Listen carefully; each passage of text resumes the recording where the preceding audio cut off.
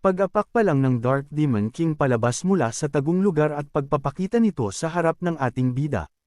Agad itong sumugod habang tumatawa ng napakatindi, handa nang umatake. Umiwas ang Dark Demon King sa ilang atake ng kuryente at patuloy na sumulong.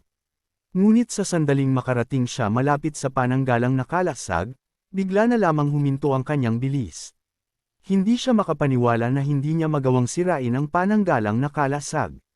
Labis siyang natakot dahil sa oras na ito, ganap na siyang napalibutan ng kidlat. At may takot at pagkabahala sa kanyang mukha. Sa pagkakataong iyon, isang makapangyarihang kidlat ang mabilis na dumating patungo sa kanya at bumagsak sa kanya. Direkta siyang tinamaan ng atake at pinatalsik siya ng malayo. Sa pagdama at pagtitiis sa kapangyarihang ito ng kidlat, lubos na natakot ang Dark Demon King at bulong niya ng kinakabahan. Kaya pala ang kidlat na ito ay naglalaman ng aura ng Law, isang atake lang, at halos patayin na ako nito. Samantala, handa na ang ating bida para sa kanyang susunod na atake. Siya ay lumilipad sa hangin, ganap na napapalibutan ng mga alon ng kidlat na sumasabog mula sa kanyang katawan. Gusto niyang magdagdag pa ng isang bagay sa kapangyarihang ito ng kidlat. Kaya emosyonal niyang sinabi, "Hayaan mong magdagdag ako ng kaunting dagdag na lasa para sa inyong lahat." Agad niyang inilabas ang Divine Domain Stone. Sa sandaling inilabas niya ang bato, nagsimula ito magpalabas ng makapangyarihang itim na enerhiya sa buong lugar. Ang itim na enerhiyang iyon ay dumaloy ng diretsyo patungo sa Divine Thunder Tower at sa paligid nito. Ang kidlat na kumalat sa buong lugar ay humalo sa itim na enerhiya at naging mas makapangyarihan pa, na umiikot ng marahas sa lahat ng dako. Sa isang malaking bagzo, naghalo ang enerhiya ng banal na bato at ng banal na tore ng kulog at lumikha ng nakakatakot na mga alon ng kidlat. Ang mga alon na ito ay sumugod patungo sa mga halimaw, na pinalibutan sila mula sa lahat ng panig. Kung saan man kahit isang napakaliit na spark ng mga alon na ito ang tumama sa isang halimaw, agad na nagiging abo ang halimaw na iyon. Nang makita ito, ang lahat ng mga halimaw na naruroon ay labis na natakot. Sumigaw sila ng malakas sa kanilang mga Demon King para sa tulong, nagmamakaawa na iligtas sila. Lahat ng mga demonyong Panginoon na naruroon ay may sariling mga tagasunod, kaya ang bawat tagasunod ay nanawagan para sa kanilang sariling demonyong Panginoon. Samantala, ang pinaghalong, makapangyarihang kidlat ay nag-anyong nakakatakot at mapanira, patungo ng diretsyo sa Fire Demon King at sa Dark Demon King. Sa sandaling malapit ng tumama ang atake, sumugod ang Dark Demon King. Yumukod siya at kahit papaano ay nagawa niyang harangan ito, habang ang Fire Demon na nakatayo sa likuran niya ay kitang-kitang kinabahan. Pagkatapos halos hindi mapigilan ang atake, naging seryoso ang Dark Demon King at sinabi sa isang seryosong tono. "Mukhang, ngayon iyon na lamang ang ating pamamaraan ang magagamit natin." Nag-aalalang tanong ng Fire Demon sa likuran niya. "Wala na bang ibang paraan?" Sumagot ang Dark Demon King na may nakamamatay na seryosong ekspresyon. "Gawin mo o mamatay." Si Lin Moyo, na kumokontrol sa mga sinaunang lungsod, ay hinding-hindi tayo palalampasan. Narinig ito, ang lahat ng iba pang mga Demon King sa malapit ay naging seryoso rin. Na may mahigpit na ekspresyon, sabay-sabay nilang sinabi sa isang determinadong tono. "Kung ganoon, gawin natin." Nagkasundo ang lahat ng mga Demon King na gawin ang isang bagay ng magkasama. At sa sandaling naabot nila ang kasunduang iyon, ang Dark Demon King, matapos marinig ang mga salita ng lahat, ay nagtaas ng kanyang ulo at nagsimulang sumigaw. Sa sandaling sumigaw siya, umalangaw-ngaw ang kanyang boses sa buong lugar. Napakalakas ng kanyang sigaw kaya't sumasakit ang mga tainga ng lahat. Napakalakas nito kaya't lumikha ito ng mga pagyanig sa buong rehiyon, at ang mga tao sa loob ng pananggalang nakalasag sa loob ng lungsod ay nagsimulang takpan ang kanilang tainga. Sa sandaling marinig nila ito, ang kirot ay kitang-kita sa mukha nilang lahat. Isa sa kanila ang mahigpit na humawak sa kanyang tainga, at nagtanong sa isang masakit na boses, "Ano itong bagay na ito?" Isa pa, ang umiyak, masakit. Isa pang tao, sinara ang kanyang dalawang tainga at ipinikit ang kanyang mga mata sa sakit, ang nagsabi, "Ano ba ang ginagawa ng mga lintik na demonyong iyon?" Samantala, sa labas, sa wakas ay tumigil na ang Dark Demon King sa pagsigaw. Gayunpaman, sa sandaling huminto siya, ang pulang kulay na mga buhawi ng enerhiya ay nagsimulang umikot sa paligid niya. Ang mga buhawi na ito ay umikot at sumugod patungo sa mga sundalo sa lugar. Dahil dito, ang kidlat na medyo nagpabagal sa mga halimaw ay nagsimulang hamina at magkawatak-watek. Ang mga pulang enerhiya na parang buhawi na inilabas ng Dark Demon King ay nagsimulang pumulupot sa paligid nilang lahat. At sa sandaling makita ito ng mga halimaw, sila ay labis na natuwa. Isa sa kanila ang sumigaw ng masaya. Ito ay napakagandang bagay. Isa pa ang nagsabi, oo, ito ay mahusay. Kailangan nating mabuhay. Samantala, pagkatapos gawin ito, ang Dark Demon King ay nagsabi sa lahat. Ngayon, kumilos agad. Narinig ang kanyang mga salita, ang lahat ng mga halimaw sa malapit ay naging excited at nagsimulang tumawa, na sinasabing, tulad ng inaasahan sa mga demonyo.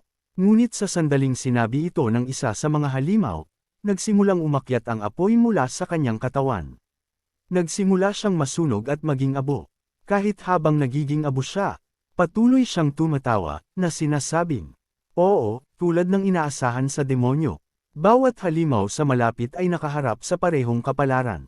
Ang enerhiya na uri ng apoy ay sumambulat mula sa kanilang mga katawan. Sinusunog sila, at ang dugo sa loob nila ay inaabsorb sa pulang buhawi na iyon. Ang mga tao sa loob ng lungsod ay labis na nagulat sa nakikita. Hindi nila maintindihan ang anumang bagay. Sila ay nalito lamang.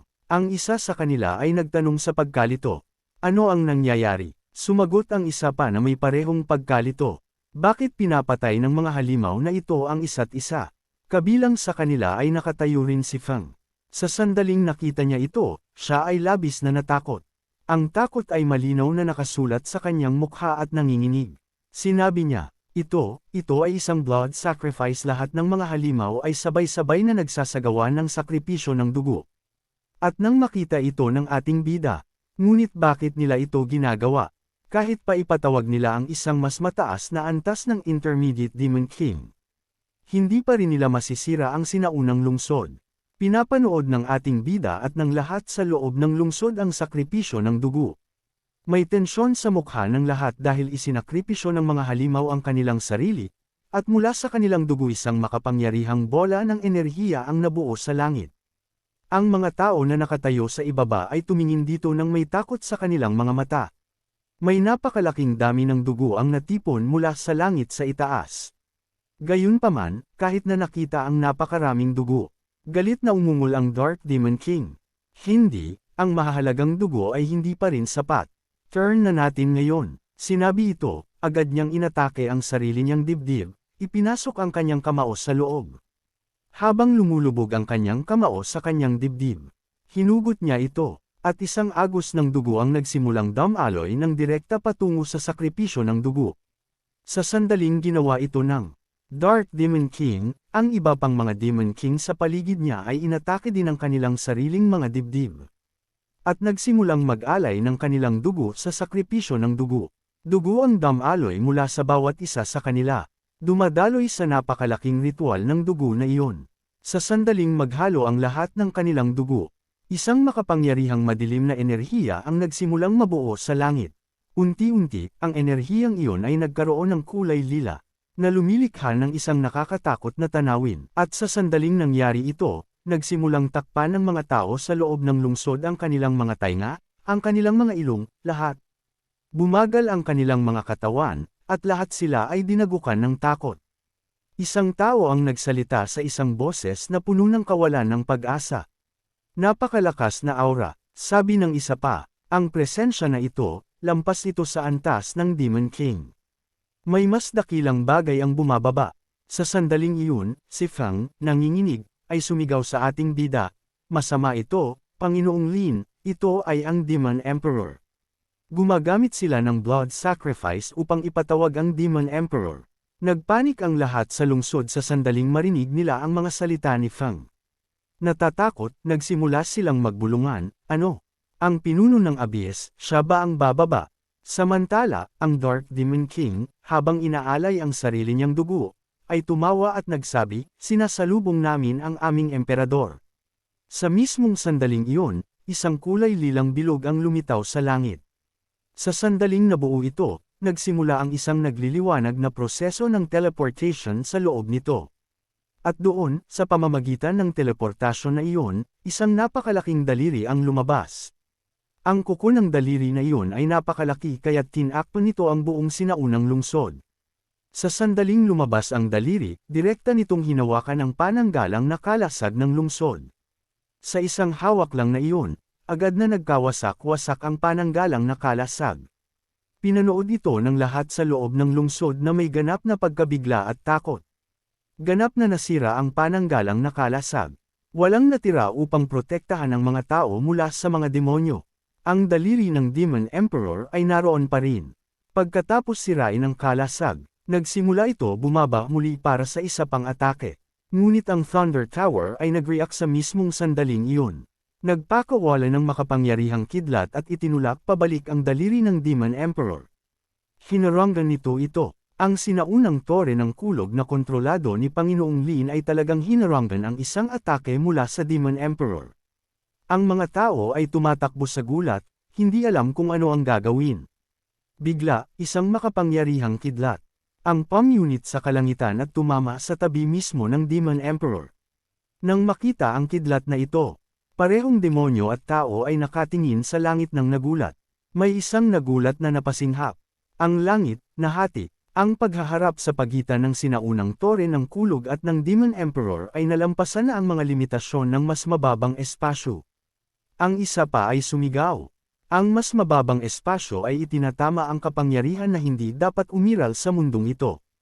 Ang blood sacrifice ng mga Demon King, isa lang atake mula sa Demon Emperor ang kaya nitong ipatawag. Ang kapangyarihan ng Demon Emperor at ang iba pang enerhiya ay nagkabanggaan, na lumikha ng mga bitek sa langit. Nasaksihan ng lahat ng naruroon ang nakakatakot na labanang ito. Pagkaraan ng ilang sandali, ang daliri ng Demon Emperor ay nasira at naglaho. Kasabay nito, ang mga halimaw at Demon King na naruroon ay hinayla pabalik sa portal kasama ang Demon Emperor. Nang makita ito, may nagtanong ng hindi makapaniwala, tapos na ba? Ang mga Demon King, umurong na ba sila? Sa loob ng lungsod, lumapit si Feng sa ating bida. Sa isang seryosong ekspresyon, sinabi niya, Panginoong Lin, sa pagkakataong ito ay tunay kaming may utang sa iyo. Kung wala ka, ang banal na Xia Ancient City ay hinding-hindi makakayanan ng napakaraming demonyo. Dito nagtatapos ang kabanatang ito. Siguraduhing irate ang kabanatang ito mula 1 hanggang 10 sa mga komento sa ibaba. Magkita-kita tayo sa susunod na video. Hanggang sa muli, mag-ingat at paalam.